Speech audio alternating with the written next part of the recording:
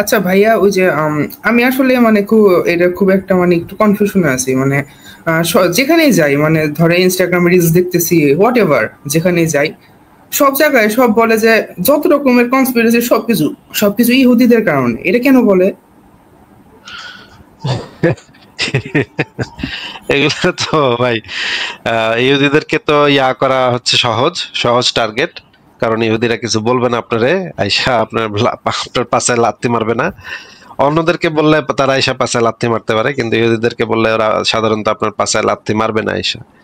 তো ইহুদিদের সম্পর্কে এই ঘৃণাটা যুগ মানে হাজার বছর ধরে চলে আসতেছে।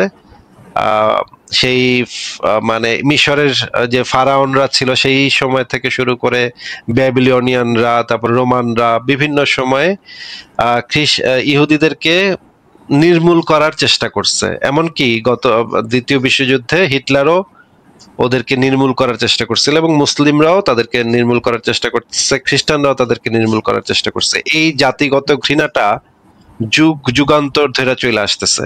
এটার অন্যতম প্রধান কারণ হচ্ছে ইহুদি জাতিগোষ্ঠী যারা, তারা বিভিন্ন সভ্যতাতে তাদের তারা তাদের মেধা এবং যোগ্যতার প্রমাণ দেখাইছে। যেমন একটা সাধারণ উদাহরণ দিই, পৃথিবীতে এখন ইহুদির সংখ্যা হচ্ছে 1 কোটির কাছাকাছি। হ্যাঁ, এটা তো আপনি জানেন, পৃথিবীতে এখন ইহুদির সংখ্যা মানে সব মিলে 1 কোটিরও কম হবে, তাই না? হ্যাঁ হ্যাঁ হ্যাঁ। আর মুসলমানের সংখ্যা কত ভাই? অনেক হিউজফুল, হিউজ। 200 কোটির মতো কাছাকাছি, তাই না? হ্যাঁ হ্যাঁ, আচ্ছা, হ্যাঁ হ্যাঁ। তার মানে হচ্ছে মনে করেন 200 জনের বিপরীত 200 জন মুসলমান, আর এর বিপরীতে আছে একজন ইহুদি নাকি? জি জি।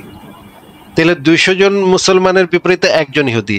এবার গত 100 বছরে নোবেল পুরস্কারের তালিকা যদি আমরা নেই, কতজন মানুষ, কোন ধর্মের মানুষ কতটা নোবেল পুরস্কার পাইছে, এইখানে দেখা যায় একটা অদ্ভুত ব্যাপার। গত 100 বছরে ইহুদিদের মধ্যে থেকে নোবেল পুরস্কার পাইছে 250-র বেশি মানুষ। মানে ওই যে 1 কোটি পৃথিবীর জনগোষ্ঠী, 1 কোটির ভিতর থেকে নোবেল পুরস্কার পাইছে 250-র বেশি। আর বলেন তো মুসলমানদের মধ্যে থেকে নোবেল পুরস্কার পাইছে কতজন? কি যে ভাই জানি না। 10 জন। তাও এই 10 জনের ভিতরে 8 জনই হইল নাস্তিক। এখন 10 থেকে 12 জন, এখন মনে হয় সংখ্যাটা একটু বাড়ছে, এখন মনে 15-16 জন হবে। আমি যেটা বলতেছি কয়েক বছর আগের বলতেছি, ডেটা বলতেছি, এখন বোধ হয় 15-16টা হবে। তার মানে ইহুদিরা 100 মানে 100 ভাগের 1 ভাগ বা 200 ভাগের 1 ভাগ হইয়াও তারা নোবেল পুরস্কার পাইছে 250, আর মুসলমানরা তাদের থেকে 200 গুণ বেশি হইয়াও নোবেল পুরস্কার পাইছে গুইন্না 15টার ভিতরে আবার অধিকাংশ নাস্তিক, আবার কয়েকটা আছে কাদিয়ানি, যারে মুসলমানই মনে করে না, এরকমের অবস্থা। হ্যাঁ, তো তাইলে দেখা যাচ্ছে যে ইহুদিরা তো ভালো জিনিয়াস, তাই না? মানে এত কম সংখ্যক মানুষের ভিতর দিয়েও তারা তো ভালো জিনিয়াস। আর পৃথিবীর সবচেয়ে বড় বড় ব্যাংক ব্যবস্থা হচ্ছে ইহুদিদের দ্বারা তৈরি। পৃথিবীর বড় বড় ওষুধ কোম্পানিগুলা হইতেছে ইহুদিদের দ্বারা তৈরি। পৃথিবীর বড় বড় টেক কোম্পানিগুলা, সেগুলো হইতেছে ইহুদিদের দ্বারা তৈরি। পৃথিবীতে যত বড় বড় জিনিসপত্র আছে ম্যাক্সিমামই হইতেছে ইহুদিদের দ্বারা তৈরি। এমনকি রাজনৈতিক মতাদর্শ পর্যন্ত ইহুদিদের দ্বারা তৈরি। হ্যাঁ, আপনি যদি যে কোনো কিছু দেখবেন, সেখানে দেখবেন একটা ইহুদিদের হাত আছে। ইহুদি সেটার মানে ফাউন্ডেশনটা তৈরি করে দিচ্ছে, একজন ইহুদি সেই জিনিসটার ফাউন্ডেশন তৈরি করে দিচ্ছে। যেমন ধরেন আর্কিটেকচারও যদি আপনি দেখেন, পৃথিবীর যে বিল্ডিং গুলা, এনও দেখবেন কি একজন ইহুদি এগুলার মাস্টার মাইন্ড। হ্যাঁ, তাহলে ভাই এত মানে কেমনে হয় এই এত ছোট জনগোষ্ঠীর ভিতরে এত বড় বড় মেধাবী লোকজন আসে? মনে করেন যে গত শতাব্দীর এই যে, যেমন ধরেন সর্বকালের সর্বশ্রেষ্ঠ বিজ্ঞানী আলবার্ট আইনস্টাইন, সে হইতেছে একটা ইহুদি পরিবারের মানুষ, তাই না? ইহুদি, নিজে একজন ইহুদি পরিবার থেকে আসা। তারপরে কার্ল মার্কস, যে হচ্ছে সারা পৃথিবীতে তাণ্ডব মাচায় দিছিল এক সময়, হ্যাঁ, সে বাটা হইলো ইহুদি। সিগমুন্ড ফ্রয়েড, সে হচ্ছে সাইকোলজির মানে ফাদার বলা হয় তাকে, সে হইতেছে একজন ইহুদি। সাহিত্যে মনে করেন কাফকা হইতেছে সাহিত্যে সবচেয়ে সেরা সাহিত্যিকদের মধ্যে একজন। তার এখন তো উনি আরো বেশি ইয়েতে আসছে। হ্যাঁ, স্পটলাইট আছে এখন মেইনলি, মানে ওনাকে নিয়ে অনেক বেশি আলোচনা হয় এখন বর্তমান। কাকে নিয়ে? মানে এই যে যার নাম বলেন কেবল, কাফকা। হ্যাঁ, ফ্রাঞ্জ কাফকা।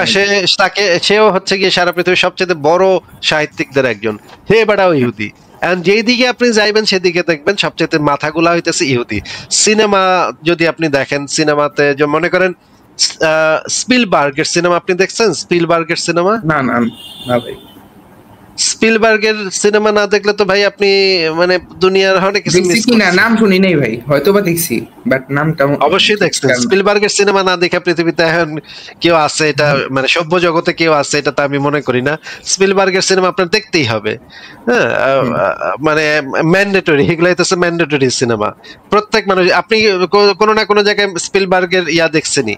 এবারে হইতেছে ইহুদি। জুরাসিক পার্ক, জুরাসিক পার্ক দেখছেন আপনি? হ্যাঁ হ্যাঁ হ্যাঁ দেখছি দেখছি।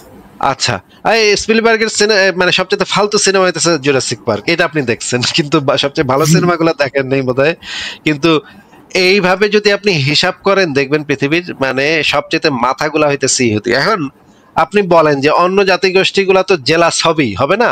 ওরা যদি দেখে যে এত পিচ্ছি একটা জাতিগোষ্ঠী কিন্তু সব দিক দিয়ে ওরা সেরা, সব দিক দিয়ে ওরা মানে ওদের কাছে সব টাকা, ওদের কাছে সব সমস্ত কিছু ওদের কাছে, সমস্ত মাথা ওরা কিনা রাখছে, ওরা আগে থেকে সেগুলা সেখানে মানে সবচেয়ে হাইয়েস্ট লেভেলে পৌঁছায় গেছে। অন্য জাতিগোষ্ঠীগুলা তো পারে না। এখন যারা হচ্ছে মনে করেন দৌড়ে পারে না, তখন তারা কি করে? তারা সংখ্যায় বেশি, মনে করেন সংখ্যা আপনার স্কুলে পোলাপান অনেকগুলা, তারা সংখ্যা অনেক বেশি কিন্তু আপনার সাথে পারতেছে না, তখন কি করবে? মেধায় পারতেছে না, তখন কি করবে? আপনারে গালিগালাজ করবে, মাইর দেওয়ার চেষ্টা করবে, বুলি করার চেষ্টা করবে, রাস্তা ধরে পিটাবে, আপনার মানে প্যান্টের ভিতরে ছেড়ে দিবে, একটা কিছু ছেড়ে দিবে যেন আপনি ভয় পান। এই কাজগুলা করবে, দিনের পর দিন করবে করবে করবে করবে, কারণ আপনার সাথে তো পারতেছে না, তারা মেধায় যোগ্যতায় তো পারতেছে না তারা। এখন এই ঘটনাটা বিভিন্ন সময় আমরা দেখে আসছি যে হিটলারের উদাহরণটাই যদি আপনি নেন, হিটলার যেটা মানে বলতো যে ইহুদিরা সমস্ত ব্যবসা বাণিজ্য দখল করে রাখছে, আমাদের আর ব্যবসা বাণিজ্য নাই, আর আমাদের সব সমস্যার মূল হইলো ইহুদিরা, এখন ইহুদিদেরকে মারতে হবে। এই বইলা তারা এই যে যেমন ধরেন বাংলাদেশের যে সংসদ ভবন, এই বাংলাদেশের সংসদ ভবনটাও কিন্তু একজন ইহুদির তৈরি। হ্যাঁ, বাংলাদেশের সংসদ ভবনটার ডিজাইন কত সুন্দর, দেখছেন না আপনি? সংসদ ভবনটা কত চমৎকার ডিজাইনের, ডিজাইনটাই তো দেখলে মানে মনটা ভরে যায়। এও একজন ইহুদি। এইভাবে যদি আপনি সমস্ত জায়গাতে দেখেন, সমস্ত সেক্টরে দেখেন, ম্যাথমেটিক্সে, ফিজিক্সে, কেমিস্ট্রিতে, সব জায়গায় দেখবেন ইহুদি, কোন একটা ইহুদি এখানে একটা কিছু কইরা রেখে গেছে। এই কারণে এমন আমি বলতেছি না যে ইহুদি হওয়ার কারণে তারা এই কাজগুলো করতে পারছে, তা না। এটা নিশ্চয়ই অন্যান্য কারণ আছে, অন্যান্য ফ্যাক্টর আছে, কিন্তু যারা এই কাজগুলা করছে তারা ছোটবেলা থেকে এই জিনিসগুলো শিখা বড় হয়েছে, এই ম্যাথমেটিক্স, হিস্ট্রি, এই জিনিসগুলো পড়ালেখা করে বড় হয়েছে। এই কারণে এদেরকে তো ভাই মানে মানুষের উচিত সম্মান করা, এদেরকে সম্মান দেখানো উচিত যে এরা এত নির্যাতনের পরেও এরা টিকা আছে, এবং এত নির্যাতনের পরেও এরা এখনো মাথা উঁচু করে দাঁড়ায় আছে, এত নির্যাতনের পরেও এরা সব জায়গাতে মানে গুরুত্বপূর্ণ ভূমিকা পালন করতেছে। এমনকি যদি আপনি শুধু ওষুধের কথাটাই চিন্তা করেন, ওষুধ সেক্টরে মানে জীবন রক্ষাকারী সার্জারি এবং ওষুধের ক্ষেত্রে ইহুদিদের ব্যাপক অবদান আছে। হ্যাঁ, যেই অবদানগুলো সারা পৃথিবীর মানুষের কাজে লাগতেছে। তাহলে তো আমাদের উচিত তাদেরকে সম্মানের চোখে দেখা, এই তাদের সম্পর্কে হিংসা বিদ্বেষের বশবর্তী হইয়া তাদেরকে গালিগালাজ কইরা তো আমাদের কোনো লাভ নেই আসলে। এটা তো একটা লস হয়, আরো তাদেরকে গালিগালাজ করলে আরো লস হয়, তাদেরকে আরো সম্মান করা উচিত। আচ্ছা, আর ভাইয়া ওই যে আর একটা কোশ্চেন ভাইয়া, আমি এটা নিয়ে আপনি আর আগে একবার অল্প একটু কথা বলছিলেন, বাট ভাই এখন বর্তমানে না আমার মনে হয় এই ব্যাপারটা একবার একটু বলবো। হ্যাঁ,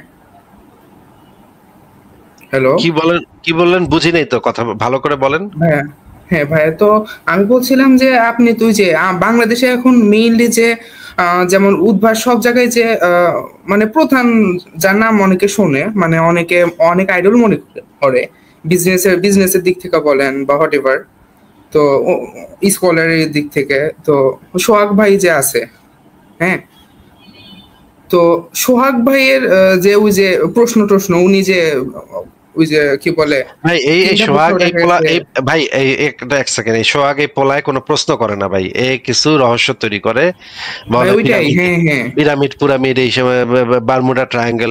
ভাই এগুলো হইতেছে যখন আমি যখন মানে ক্লাস 6-7 পড়তাম, জি ভাই। তখন এই সমস্ত জিনিস নিয়ে মানে কথাবার্তা বলতাম। এইগুলার জিনিস এই সময় সেই আমাদের যে রহস্য পত্রিকা সেবা প্রকাশনী থেকে বাইরে রহস্য পত্রিকা ওই সমস্ত বালসাল এখন নিয়ে আসছে, এই সময় নিয়ে আসছে। ভাই এইগুলার নিয়ে 2 পয়সার সময় নষ্ট করার মতো সময় আমার নাই। না ভাই আপনি আমি ওই যদি সেই প্রশ্ন নিয়ে না, প্রশ্ন নিয়ে এক বলতেছিলাম। সেকেন্ড এক সেকেন্ড একটু শোনেন, এই সোহাগরে আপনি আমার লাইভে এসে যুক্ত হইতে বলেন, সোহাগরে আমি সোহাগের সাথে আমি কথা বলতে রাজি আছি, ঠিক আছে? আপনি সোহাগরে নিয়ে ভাই আসেন, আমার, আপনি হ্যাঁ হ্যাঁ আপনি ভাইয়া হয়ে কথা বলে তো লাভ নেই ভাই। জি ভাই ওটাই। আর ভাই আমার একটা প্রশ্ন আসে খালি যে উনি হঠাৎ করে কেন এই যে আস্তিক থেকে নাস্তিক থেকে আস্তিক হয়ে গেল, এটাই আমার একটু অদ্ভুত লাগে। অনেক কারণ থাকতে পারে, অনেক সময় মানুষ, এই যে মানে পাকিস্তানের একজন ক্রিকেটার, তার মেয়ে মারা গেছে, মেয়ে মারা যাওয়ার পর সে পুরা হুজুর হয়ে গেছে, তালেবান হয়ে গেছে সে, হ্যাঁ। আর মেয়ে মারা যাওয়ার পর তার যে সাইকোলজিক্যাল মানে হয়েছিল, কষ্ট সে পাইছে, দুঃখ সে পাইছে, একটা বড় ধরনের ধাক্কা খাইলে মানুষের অনেক ধরনের পরিবর্তন হইতে পারে। বড় ধরনের মানে শক পাইলে মানুষের অনেক ধরনের সাইকোলজিক্যাল প্রবলেম হইতে পারে, সাইকোলজিক্যাল পরিবর্তন হইতে পারে। কিন্তু সে যদি আমাদেরকে এই জিনিসটা বুঝাই দিত, সে যদি এমন মনে করেন যে কোনো একটা যুক্তি পাইছে, যুক্তি পায় সে ইসলাম ধর্মে গেছে, সেই যুক্তিটা যদি আমাদের সামনে দেখাই দিত যে এই যে দেখো আল্লাহ আছে, এটা প্রমাণিত হইলো, এই যে যুক্তি দিলাম আমি, তাহলে তো আমরা সবাই সেই ওইটাই জি যুক্তিটাকে ভাই। আমরা সেই যুক্তিটাকে মেনে নিতে পারতাম। তাই তো, আরে এই ভাইয়া তো ভালো যুক্তি দিছে, ভাইয়া তো একদম যেই যুক্তি দিছে সেটা তো অকাট্য, সেটাকে তো আর খণ্ডন করার কোনো উপায় দেখতেছি না আমরা। তখন তো আমাদের আর কি করার আছে ভাই, চলো ভাই আমরা হজে যাই, সবাই মানে ভাইয়ে ভাই মিলে আমরা সবাই হজ করতে গেলাম, ঠিক আছে? কিন্তু সে তো সেরকম কোনো যুক্তি দেয় নাই, সে বলছে সে এইরকমের অনেক মানুষই তো মুমিন হয়ে যায়, নাস্তিক হয়ে যায়, খ্রিস্টান হয়ে যায়, ইহুদি হয়ে যায়, ইহুদি হয় না সরি, মানে হিন্দু হয়ে যায়, হিন্দু হয়ে যাওয়ার অনেক প্রবণতা আছে। এক এক মানুষ যা মানে বিভিন্ন কারণে বিভিন্ন ধর্ম গ্রহণ করে, বিভিন্ন ধর্ম আবার ছেড়ে দেয়। এটা তো ভাই মানে বলা যায় না যে সে কেন কি করছে, কিন্তু জি ভাই। সে যদি সেই যুক্তিটা আমাদের সামনে দেখায়, তখন আমরা সেই যুক্তিটাকে যাচাই করে দেখতে পারি, কিন্তু সে কেন কি করছে এটা তো ভাই আমি কইতে পারবো না ভাই। আর ভাই আপনার কি মনে হয় যে ওই যে একটা কথা অনেকে বলে যে আমাদের যে কি বলে মানুষের যে প্রগতি সেটা এক সময় পিকে গেছিল তারপর আবার ফল করছে, এটা কি আসলে সত্যি? না, হ্যাঁ হ্যাঁ ওইটাই। এগুলা ফালতু কথা, এগুলো মানে এগুলো হচ্ছে কনস্পিরেসি থিওরি বলে এগুলাকে, হ্যাঁ। এগুলা মানুষ শুনতে খুব মজা লাগে, শুনতে খুবই মানে ছোটবেলা আমরা যেরকম আহ মজার মজার গল্প শুনতাম ছোটবেলা, আমি দূরদর্শনে হনুমানের একটা সিরিয়াল দেখতাম, হ্যাঁ। সেই হনুমান রামায়ণ মানে এইরকম হনুমান উইরে উইরা যাচ্ছে, দেখতে আমার মজা লাগতো, হ্যাঁ। আমি জানতাম যে এগুলো সব ভুয়া কথা, কিন্তু আমার দেখতে মজা লাগতো, দেখতে ভালোই লাগে এগুলা। এন্ড এই যে আপনি দেখবেন অনেক কিছু আপনি জানেন যে এগুলা ফালতু, একের মিথ্যা কথা, বানোয়াট গাঁজাখুরি, কিন্তু দেখতে তো ভালোই লাগতেছে ভাই, হ্যাঁ। সুপারম্যানের মানে সিনেমা, মানে অ্যাভেঞ্জার মুভিজ দেখতে তো ভাই ভালোই লাগতেছে, থর আইসা এক ঘুষি মানে বাড়ি মারতেছে, দেখতে তো ভাই ভালোই লাগতেছে, দেখতে মজা লাগে। এইগুলা হইতেছে চানাচুরের মতো, হ্যাঁ। এই যে কনস্পিরেসি থিওরি এগুলা খাইতে তো ভাই মজাই লাগে, এই জন্য খায়, হ্যাঁ। এখন সব মানুষ একটু করে খায় ফেলে। এখন এই যে আগে এক সভ্যতা ছিল, তারা আমাদের থেকে উন্নত ছিল, আবার মানে চলে গেছে, এখন এইগুলা হইতেছে সেই চানাচুরের মতো, মানে খাইতে মজাই লাগে, শুনতে মজাই লাগে, কিন্তু এগুলা বিশ্বাসযোগ্য না, বা এগুলাকে যুক্তি হিসেবে গ্রহণ করার কোনো কারণ নাই। জি ভাই আমি ওইটাই যেমন কালকে গত রাতে আমি চ্যাটজিপিটি বলছিলাম যে যদি এখন বর্তমানে হলো পিরামিড প্রয়োজন হয় যে বানানোর, তাহলে তো বানাইতে পারবি কিনা, তো চ্যাটজিপিটি বললো যে হ্যাঁ সেটা অবশ্যই এবং খুব কম সময়ের মধ্যে সেটা বানানো সম্ভব। হ্যাঁ অবশ্যই বানানো সম্ভব, হ্যাঁ কিন্তু ওইটাই হুদাই তো, বানাবে কেন? কিন্তু হুদাই কারোর এইটাই কি কথা। মানে জি চুলকায়, ভাই। কারো কি হ্যাঁ, খাতা চুলকায় কাজ যে নাই এত কেন টাকা বানাবো? কামনে পাথরায় নেয় না পিরামিড বানাবে, এটা তো ওইটাই কথা। জি ভাই। ঠিক আছে, তাহলে আপনাকে আজকে বিদায় জানাই। ওকে ভাই, ঠিক আছে। ঠিক আছে, ভালো থাকেন। হ্যাঁ নমস্কার আশিক বাবু। আমার একটা না মানে আপনি কয়েকদিন আগে, আপনি কালকেও মানে গত পরশু আপনি ওই গাজা ইসরায়েলের যে ইয়ে নিয়ে দ্বন্দ্ব নিয়ে আলোচনা করছিলেন। তো আমি না ইয়েটা সার্চ করার চেষ্টা করছিলাম যে ইসরায়েল যে অ্যাটাকের আগে আপনার যে লিফলেট বিলি করে বা ইয়ে বিলি করে, তো এটা না কিভাবে সার্চ করবো ঠিক বুঝতে পারছি না। এটা যদি একটু গাইড করে দেন তাহলে মানে এই বিষয়ে আর কি আমার বন্ধু বান্ধবের সঙ্গে ডিসকাশন করতে সুবিধা হয় আর কি।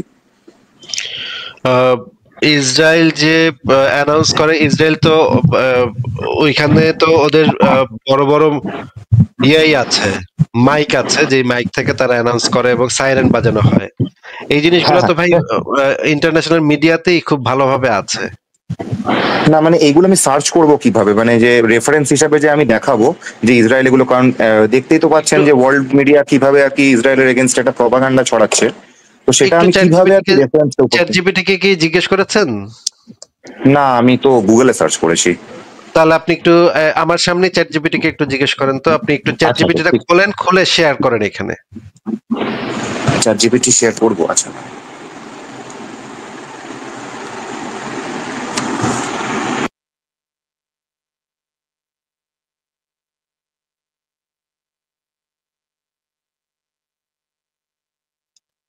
হ্যাঁ, আপনার চ্যাটজিপিটি ব্রাউজারে অন করে ব্রাউজারে এনে তারপর আপনি সেটা এখানে একটু শেয়ার দেন, তাহলে আমরা সবাই মিলে একটু দেখি চ্যাটজিপিটি কি বলে।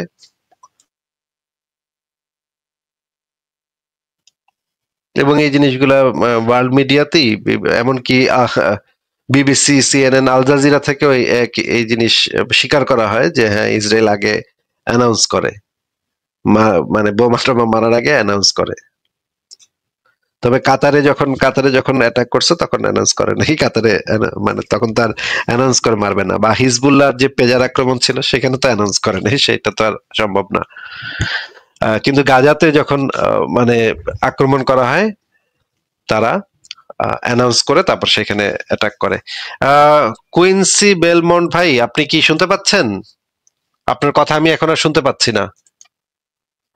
যেহেতু আমার ওই মিনিমাইজ করা ছিল সেই জন্য মেবি শোনা যাচ্ছিল না কথা। এটা মিনিমাইজ করে আমি ইয়েতে ক্রোমে সার্চ করছি, যেহেতু মোবাইল থেকে অন আছি। আচ্ছা, তাহলে লিখেছেন, সার্চ করে লিখেছেন? হ্যাঁ হ্যাঁ, সার্চ করে আমি আমি বলছি। আচ্ছা, কি আচ্ছা, এটা আমি কিভাবে আচ্ছা, আপনি যেহেতু মোবাইল দিয়ে যুক্ত হয়েছেন আপনি তো শেয়ার করতে পারবেন, আপনি মুখে বলেন তাহলে। হ্যাঁ, আচ্ছা দাঁড়ান, আমি এক কাজ করছি, আমি আমার সামনে ডেস্কটপ খোলা আছে, আমি ডেস্কটপে খুলে আমি মুখে বলছি পরে। না, আপনি একটু আগে কমান্ডটা একটু প্রিসাইজ যেন হয় সেইভাবে সেই ব্যবস্থাটা করতে হবে তো আগে। আপনি আগে যেটা দেখিয়েছে আমাকে দেখিয়েছে কি দেখিয়েছে? মানে ব্যাপারটা হচ্ছে এটা মিনিমাইজ করে দিলে না আমি আমার কথা আপনি শুনতে পাচ্ছেন না। আচ্ছা, ওইটাতে যেতে হবে না, আপনি আমার কথা আগে একটু শোনেন। হ্যাঁ, মিউট করে, নিজেকে মিউট করে আমার কথা আগে একটু শোনেন। চ্যাট জিপিটি নানা ধরনের ধর্মীয় এবং পলিটিক্যাল বায়াসনেসের কারণে চ্যাট জিপিটি অনেক সময় দেখা যায় যে যারা এই জিনিসগুলা সার্চ করছে বা এই জিনিসগুলা জানতে চাচ্ছে তাদের হিস্ট্রি, তাদের ধর্ম পরিচয়, তাদের পলিটিক্যাল আইডিওলজি, এগুলোর উপর ভিত্তি করে অনেক সময় আপনাকে সন্তুষ্ট করার মতো উত্তর দেয়, যেটা আসলে সবসময় সত্য হয় না বা সবসময় ফ্যাক্ট বেসড হয় না।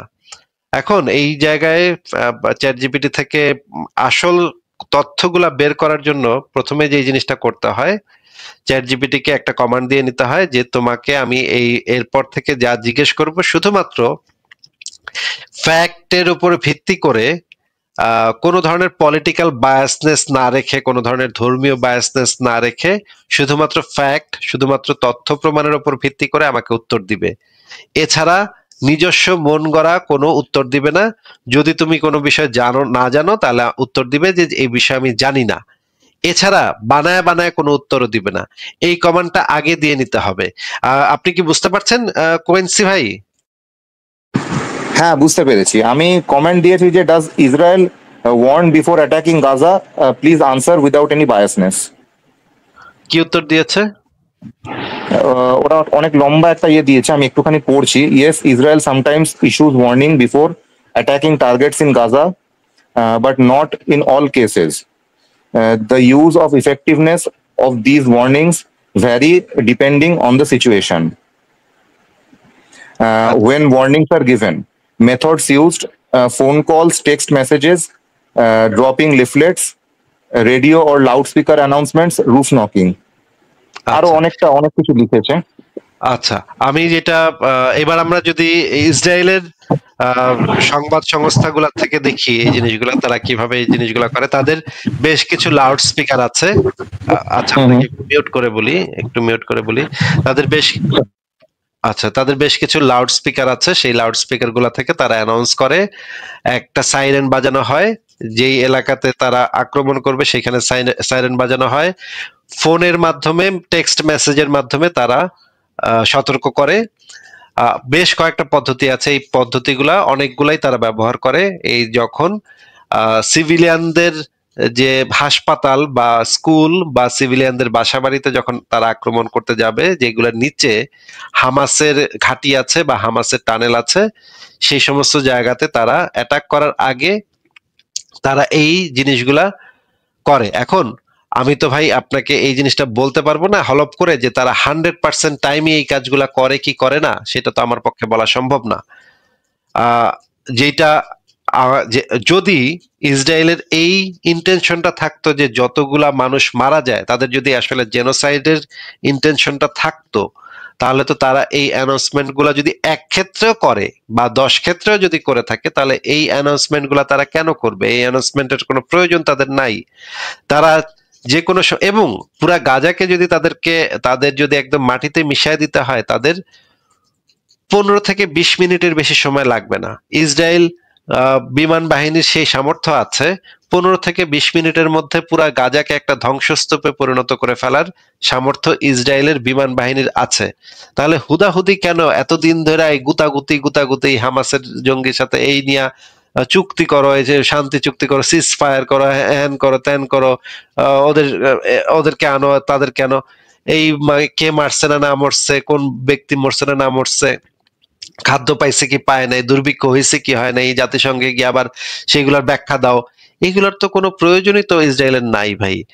যদি ইসরায়েলের ইন্টেনশনটা এটা হইতো যে গাজাতে একটা গণহত্যা চালাবে এবং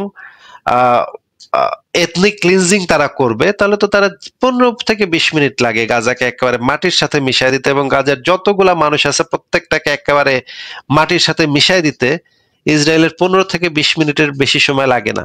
তাহলে হুদাই তারা কেন অ্যানাউন্স করতেছে যে, বা লিফলেট বিলি কেন, হেলিকপ্টার দিয়ে লিফলেট বিলি করতেছে কেন, বা মোবাইল ফোনে মেসেজ পাঠাচ্ছে কেন, লাউড স্পিকারে অ্যানাউন্স করছে কেন, সাইরেন বাজাচ্ছে কেন, এটা একটু বলেন কুইন্সি ভাই।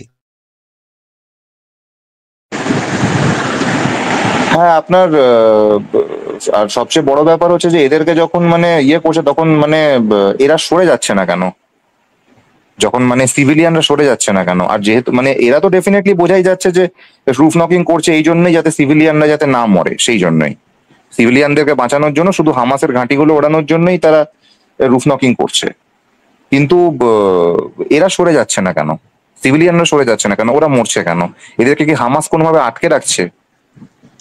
অনেক সময় আটকে রাখছে, অনেক সময় তাদেরকে বলা হয় যে তোমরা যদি এখান থেকে বের হও তাহলে তোমাদেরকেও মেরে ফেলা হবে।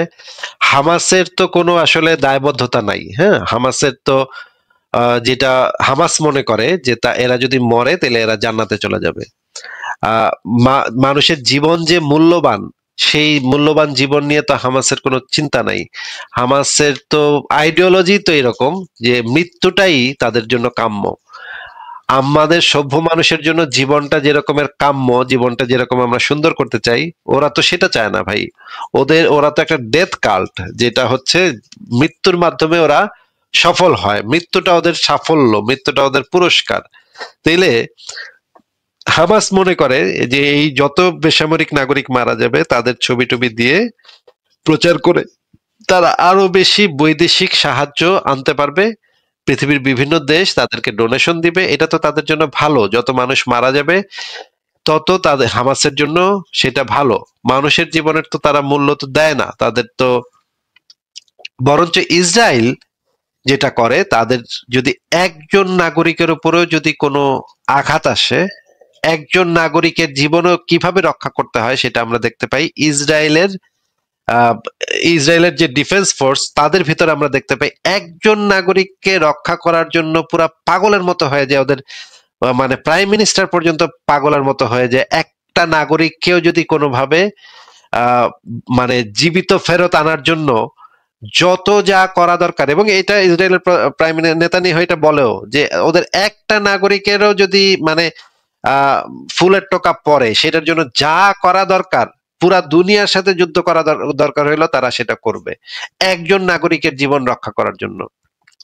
মানে এখানে তো হামাসের এবং ইসরায়েলের ব্যাপক একটা পার্থক্য আছে। সেই পার্থক্যটা হচ্ছে ইসরায়েল চায় তাদের একজন নাগরিকের উপরে যেন কোনো ফুলের টোকা না পড়ে। যদি একজন নাগরিকের উপরে কোনো ফুলের টোকা পড়ে তাহলে ওরা সর্বশক্তি দিয়ে ঝাঁপায় পড়বে এবং কামড়ায় ধরবে, একেবারে শেষ না দেখা পর্যন্ত ছাড়বে না। এটা হচ্ছে ইসরায়েলের পলিসি। ইসরায়েল মনে করে ওদের প্রত্যেকটা নাগরিকের জীবন মূল্যবান, প্রত্যেকটা ইহুদির জীবন মূল্যবান, এবং কেউ যদি ইহুদির রক্ত ঝরায় সেইটার কাফারা একেবারে চিপ্পা চিপ্পা ইসরায়েল বাইর করে ফেলাবে। এই যে দেখেন কাতারের একেবারে হামাসের যে শীর্ষ নেতাগুলা একেবারে শেষ করে দিচ্ছে একেবারে, এবং হিজবুল্লাহর যে পেজার আক্রমণ একেবারে একটা একটা ধরে ধরে শেষ করে দিচ্ছে। হ্যাঁ, এবং ওরা এটা ঘোষণা দেয় যে আমাদের কোনো ইহুদির কোনো রক্ত যদি মাটিতে পড়ে সেইটার জন্য একটারও ছাড়বো না, আমরা একেবারে খুঁজা বাইর করে করে সেটারে পরিবার শুদ্ধ উড়াই দিব। এইটা মোসাদ থেকে ঘোষণাকৃত যে একজন ইহুদির রক্ত তোমরা নিতে পারবা না। এইটা হচ্ছে ইসরায়েলের পলিসি।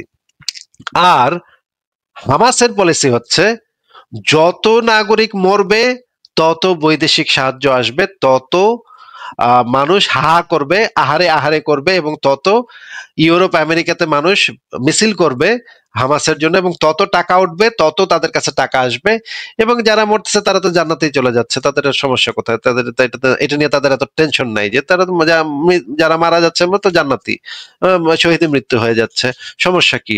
এটা নিয়ে তারা কোনো টেনশন করে না। তারা চায় যত গাজাবাসী মারা যাক, যত প্যালেস্টাইনি মারা যাবে তত তাদের জন্য ভালো, তাদের জন্য সুবিধা।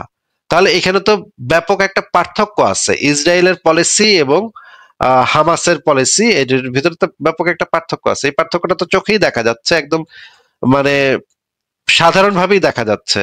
এখন এইটা, এই বিষয়ে আপনার কি বক্তব্য আছে?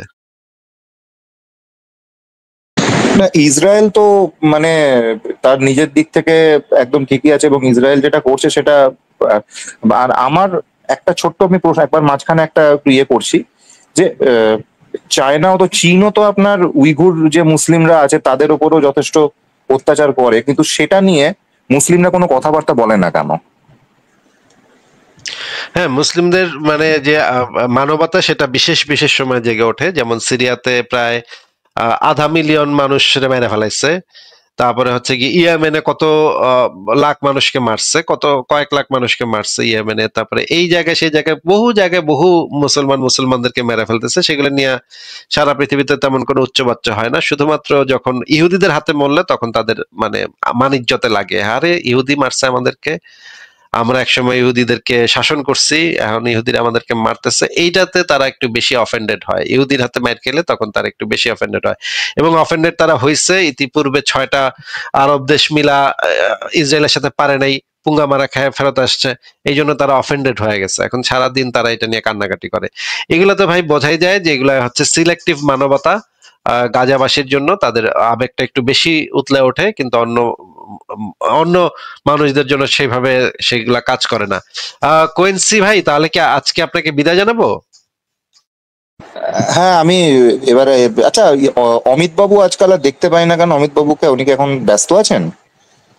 উনি মাঝে মাঝে ব্যস্ত থাকে, আবার ব্যস্ততা কমলে আবার আসে, আবার ব্যস্ত হয়ে যায়। আচ্ছা আচ্ছা, চ্যাট জিপিটিতে না আমি যখন আপনি বললেন সার্চ করতে, আমি দেখলাম সাইডে না বেশ কিছু রেফারেন্স ওরা দিয়েছে, যে ইয়ে যে ওয়ার্ন করে, যেমন ইন্ডিয়া টুডে, তারপরে বিবিসি, তারপরে ফক্স নিউজ, হিন্দুস্তান টাইমস, এরকম ভালো কিছু ইয়ের কিন্তু রেফারেন্স দিয়েছে। আমি এগুলো সত্যি আমার চ্যাট জিপিটি কথাটা মাথায় আসেনি এখনো, মানে সেই পুরোনো পদ্ধতিতেই পড়ে আছি, এখনো গুগলেই সার্চ করি। আমার যদি মাথাটা আইটি জিনিসটা আসতো তাহলে হয়তো আপনাকে আর বিরক্ত করতাম না। তাহলে ঠিক আছে। আচ্ছা আচ্ছা, বলছি যে একটা ছোট্ট প্রশ্ন করে আমি বেরিয়ে যাচ্ছি, যে যেহেতু মানে আমি জাস্ট একটা ইয়ে করছি, কারণ যেহেতু লেফটিস্টরা এই প্রোটেস্টার সঙ্গে মানে সারা পৃথিবীতে জড়িয়ে পড়েছে, এটা কি কোনোভাবে পসিবল? আমি কিন্তু মানে জাস্ট একটা এমনি আপনাকে যেটা জেনারেল কোয়েশ্চেন আস্ক করছি, যে এই প্যালেস্টাইন প্রপাগান্ডাটা কি কোনোভাবে চীনের দ্বারা মানে ফান্ড করা পসিবল? হ্যাঁ, চীনের দ্বারা অনেক কিছু ফান্ডিং আছে এবং রাশিয়া দ্বারা অনেক কিছু ফান্ডিং আছে এখানে। এটিকে এই মানে এই যে বামপন্থীদের একটা বড় আহ, মানে পলিসি, যে পলিসিগুলা তৈরি করা হয় সেই পলিসিগুলা যখন তৈরি হয় তখন একটা বড় ফান্ড আসে পৃথিবীর বিভিন্ন দেশে, সেই ফান্ড গুলা যায়। এইগুলার পেছনে কিছু অর্থনৈতিক ব্যাপার আছে। এবং একই সাথে হচ্ছে গিয়ে এইগুলা হচ্ছে মানুষকে একদম বলদ বানায় এই কাজগুলা করানো হয়। যেমন আমেরিকার যারা বামপন্থী তারা এখন মানুষকে শিখাচ্ছে যে ইসলাম ফর গে, হ্যাঁ, মানে গেদের ইসলাম নাকি গে বান্ধব একটা ধর্ম। হ্যাঁ, মোহাম্মদ নাকি নিজে একজন ট্রান্সজেন্ডার ছিল, এই টাইপের কথাবার্তা আমেরিকাতে শেখানো হচ্ছে। মানে এবং মানুষকে বলা হচ্ছে যে গাজাতে নাকি এই কি যেন বলে এলজিবিটি কিউ ফর প্যালেস্টাইন, হ্যাঁ, লেসবিয়ানস ফর গেস ফর প্যালেস্টাইন, হ্যাঁ, এই টাইপের কি কি জানি বানাচ্ছে তারা, এবং বানায় তারা আন্দোলন করতেছে যে গেরা গিয়ে প্যালেস্টাইনের পক্ষে আন্দোলন করতেছে। কিন্তু এই অশিক্ষিত মূর্খগুলা জানে না যে গাজাতে যারা সমকামী তাদেরকে মানে দেয়ালের উপরে নিয়ে ঠাস করে নিচে ফালায় দিয়ে মেরে ফেলে। সেখানে শরিয়া আইন চলে। মানে এগুলা হচ্ছে অদ্ভুত, এবং এই কাজগুলা যারা করতেছে তারা হচ্ছে একদম সেই মানে আমেরিকাতে যে বাম দলগুলা আছে সেই বাম দলগুলা সাধারণ কিছু স্টুডেন্টদেরকে ক্যাম্পাসে গিয়ে গিয়ে মানে বলদ বুঝাইতেছে, বলদ বানাইতেছে। এবং আমি এই জিনিসগুলা দেখি আর হতভম্ব হই যে এখনকার যে টিকটকার মানবতাবাদী, এদেরকে টিকটকার মানবতাবাদী বলতে হয়। টিকটকে দেখবেন যে যে একটা ছেলে গিয়ে রাস্তায় রাস্তায় ঘোরে আর গরিব মানুষ খোঁজে, গরিব মানুষ খুঁজে তারা একটা কিছু গিফট করে, হ্যাঁ, গিফট করে খুবই টিকটকে বলে যে দেখছো আমি যে আমাকে সাবস্ক্রাইব করো, আমি যে এই যে গিফট করলাম, গরিব লোককে গিফট করলাম, আমাকে সাবস্ক্রাইব করো। এখন এই যে পুরা মানে হিউম্যানিটেরিয়ান ইয়াগুলা হয়ে গেছে এইরকম টিকটকারদের মতো। এখন এরা এই আমেরিকার যে বিভিন্ন ইউনিভার্সিটির ক্যাম্পাসের পোলাপানদেরকে এইভাবে তৈরি করা হচ্ছে যে তারা এই বামপন্থী, এই লেফট ঘরানার এই সমস্ত ছেঁচড়াগুলোর সাথে কথাবার্তা বলে আলাপ আলোচনা করে তারা এখন এই টাইপের আন্দোলনে যুক্ত হইতেছে, যেটা একেবারে হাস্যকর, খুবই হাস্যকর। যে তা মানে এলজিবিটি কিউ কমিউনিটি আন্দোলন করতেছে প্যালেস্টাইনের জন্য, যেখানে প্যালেস্টাইনে মানে গাজাতে যে শরিয়া আইন চালু, সেখানে তাদের শাস্তি হচ্ছে মৃত্যুদণ্ড। অদ্ভুত, এগুলা কিছু বলার নাই, এগুলা কিছু হাসাহাসি করা ছাড়া আর কিছু বলার নাই। এখন ভাই এইগুলার পেছনে অবশ্যই চীন এবং রাশিয়ার কিছু ব্যাপার আছে।